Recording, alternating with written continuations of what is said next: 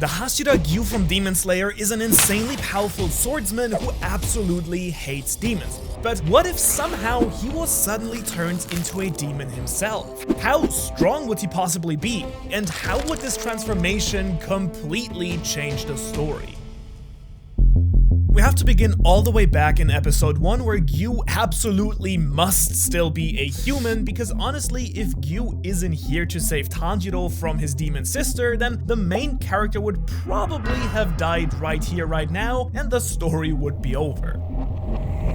And so let's actually assume that this all stays the same, and Giyu actually sends Tanjiro to meet with this former Wada Hashira to begin his training. And now you might not remember, but Tanjiro actually spent about 2 whole years training here at the mountain, so this would be the perfect time period for Giyu's unfortunate transformation. And of course is also going to perfectly set up the heartbreaking final battle involving Demon Giyu, Tanjiro, and actually 2 other Hashira here. And so let's imagine that Giyu somehow ends up running into the Demon King Muzan, and he would of course get crushed if he ever decided to fight at all. But let's assume that Muzan doesn't want to waste such a powerful fighter, so he actually offers to change Giyu into a demon. Now, I have to say that there is absolutely no chance whatsoever that Giyu would actually choose to become one. I mean, he would literally kill his friends if they were to become demons, but for the sake of the scenario, let's actually say that Muzan forces him to transform instead of asking politely. Which of course would be complete torture for Giyu, but he would definitely survive and likely try to hold on to his memory of Tanjiro and Nezuko. And that's of course because he might think that if Nezuko can survive without ever eating humans, then maybe he can be able to do so as well. Right? Well, the thing is, Muzan would probably anticipate something like this, so during the roughly 2 to 3 days that this transformation is happening, the Demon King is gonna do 2 things. One of which is gonna be completely messed up, I'm gonna be honest. First, I'm pretty sure that he takes you to some place where he cannot actually kill himself by going out into the sun. Say, somewhere like the Infinity Castle, where he is completely under Muzan's control. And second, I could see Muzan sending one of the higher ranking Upper Moon demons to kidnap Giyu's former mentor Urokodaki to take him hostage. Now, you might be thinking, well, wait, wasn't Tanjiro still training? But let's say that this happens while Tanjiro is away taking his final selection test. And while Urokodaki is strong, no doubt, and he would probably kill himself before being taken a captive, let's assume that he is knocked unconscious and then taken back to Muzan. And now this of course means that on top of being wildly hungry after his demon transformation, Giyu now has also his mentor to worry about as well on top of things. And I do think that all of this pressure will eventually lead him to break down, forget his desire to remain a good demon like Nezuko, and finally eat a human to stay alive. Which of course is going to alter his normally kind of bland personality quite a bit. Plus, now that he's a demon, we have to ask the most important question: how powerful is a demon Giyu? Well, of course, he will have the ridiculous strength, endurance, and healing that all powerful demons possess. But what about his blood demon art and of course his new demonic appearance? Well, keep watching to see his insane design and new powers, but we first must discuss how his transformation is going to change the story right away. Because remember that this is all happening while Tanjiro is taking his final selection exam. So when he's ready to fully join the Demon Slayers, he's gonna have a massive shock when he learns the horrible fate of the only 2 Demon Slayers that he really knows. I mean, talk about a rough start to a new job, I guess. Now, there are actually a few things that could happen next. Tanjiro might be desperate to try and save them, but honestly, he is nowhere near yet strong enough to attempt any sort of rescue, so for now, the story will progress as normal. That of course means that Tanjiro will still go to Mount Natagumo to fight the Spider Demon's family, but instead of Giyu showing up to rescue, it will probably be someone else like the Flame Hashira Rengoku, who would be strong enough to easily take out the lower rank 5 demon. And actually, while we're talking about the Hashira, I do think it's fair to assume that the other Hashira will not take the news about Giyu's transformation well at all. In fact, some of them, like the Wind Hashira Sanemi and the Serpent Hashira Obanai, will probably even want to go hunt him down immediately. And speaking of Demon Giyu, I already mentioned that eating humans for the first time would probably change his personality, so at this point he would probably be losing his grip on his humanity completely and be out hunting hunting down humans and eating them to grow stronger. In other words, there's a very decent chance that other Hashiras could find Giyu somewhere, but for now, let's assume that he avoids fighting against any of the strongest demon slayers for now, which definitely won't last forever, as we'll see in just a few moments, no worries. And now there's of course one other disclaimer I have to mention, and that is of course because as a Hashira, Giyu would probably know a ton of super secret information that Muzan would just love to get his hands on. For example, the location of the Demon Slayer Corps headquarters or the Swordsmith village, but for this scenario, let's actually assume that Demon Giyu has lost some of his memories, because it would basically be the immediate end of all the Demon Slayers if Muzan had the information at this time in the story. And so while months pass and Demon Giyu slowly grows stronger and stronger, Tanjiro goes on his missions, nearly dies multiple times of course, and spends a ton of time recovering. And at the end of all this, Giyu would probably relatively easily have already climbed all the ranks of the lower moon demons and is more than ready to challenge some of the top 6 spots. That's because even though he has only had a few months to actually master his new body and new skills, we do know that insanely strong humans like the Hashira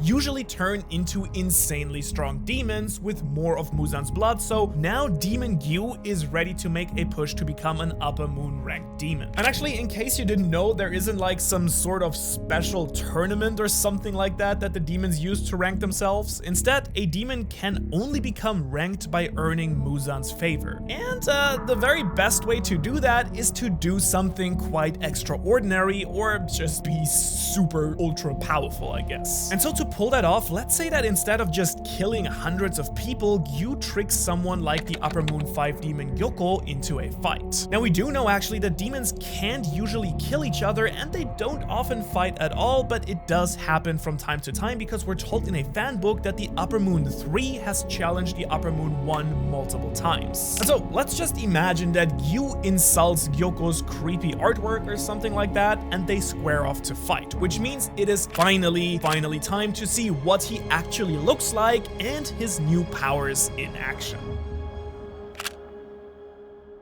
This is his new demon form, which is mostly his same human form with a few, I think, quite nice changes. First off, he has these icy blue lines that cover parts of his body, kind of like cracked ice. He still uses a sword, but we'll see what kind of new blade he has in just a moment, and then to cap it all off, he has this long, kind of dragon-like tail now. And we're actually gonna see his new powers in action right away, because when Gyoko unleashes thousands of demon fish at Giyu, the Hashira demon pulls out his sword and the entire group of fish instantly freezes. And I mean, they literally freeze because Gyu's blade is actually an ice sword made from his blood demon art. That's kind of because I ended up combining his normally chilly personality with his water breathing form to create an ice blood demon art, which allows him to freeze things around him. Which of course is going to be super effective against Gyoko because Giyu can even make it so cold that it can somewhat freeze the blood in the Upper Moon 5's body. And so with this, within seconds, the former Hashira slices through Gyoko's body and easily puts an end to this duel, which certainly will be enough to earn Muzan's favor and promote Giyu into Gyoko's spot as the Upper Moon 5. But before Giyu leaves, he makes Gyoko reveal the location of the Swordsmith village. And now if you're caught up with the anime, then you might be able to predict somewhat where this is gonna go next, because while Tanjiro has been fighting on the Mugen train and in the entertainment district, he has broken his sword, which means he is off to the Swordsmith village for a new one. And at first, all seems to be going well, but after a few nights here, things start to get chilly.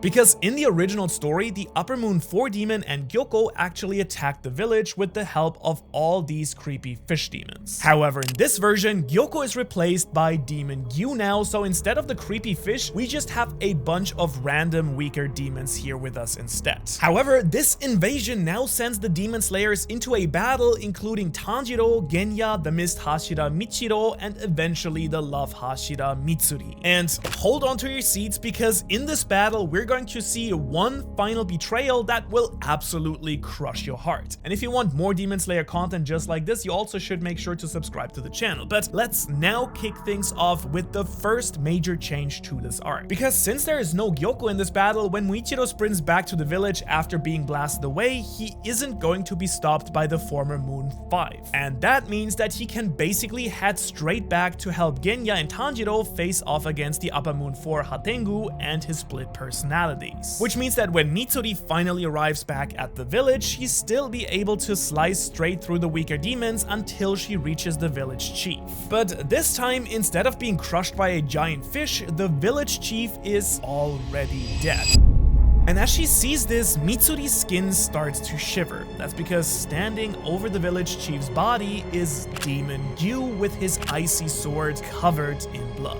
And of course, this would send Mitsuri absolutely furious, because while I don't think she would have been one of the Hashira who originally wanted to hunt Giyu down, at this point, there is no turning back for the former demon. Which of course is truly heartbreaking, because Mitsuri used to actually think Giyu was pretty timid and adorable, but now she is determined to cut him down. But first, Gyu's dragon-like tail shoots out and smacks Mitsuri out of nowhere, and then the furious Hashira rushes Giyu with her whip-like sword, flashing in a million different directions. But before we can see the epic climax to this fight, we first have to say that on the other side of the village, the fight against the Upper Moon 4 is going way smoother than in the original story. And that's because, if we're being honest, Muichiro is one of the strongest Hashira, and so with him around, Hatengu might not even have time for his personalities to recombine into their ultimate form before Muichiro or Tanjiro manage to cut the head off of his actual body. And so with one Upper Moon demon down, they head back straight into the village to find it completely covered in ice. Now unfortunately, they find random demons still attacking the village, and worst of all, Demon Giyu is standing over the dead body of Mitsuri with his demonic tail covered in blood. Whew, okay, I guess at this point, really no more sympathy for Giyu. He does need to be killed, like now. Because while you might say that he was forced to become a demon in the first place and then blackmailed into eating humans, at this point I do think he has completely lost his humanity. Which really is tragic, because even though I think Tanjiro would still try to turn Giyu into a good demon somehow, there's really no chance of making it work at this point. Which of course means that they're now gonna actually have to fight, and honestly, there are so many different ways that this battle could go. Gyu's blood demon art is kind of broken, honestly, with this kind of icy blade and his ability to even freeze people's blood to some degree, but I do think that Tanjiro and especially Muichiro at this point would be strong enough to resist both of that. Although it is honestly kind of hard to say if they would win or not. I mean, like I said, Muichiro is extremely strong with some of the best feats in the original story, and I would definitely put him above human Giyu, but as a demon, it is really a lot harder to say. And so it's nearly impossible really to say who would actually end up winning this fight, but without a doubt, it would be a devastating battle, both physically and of course emotionally for Tanjiro. However, one thing that would have made this fight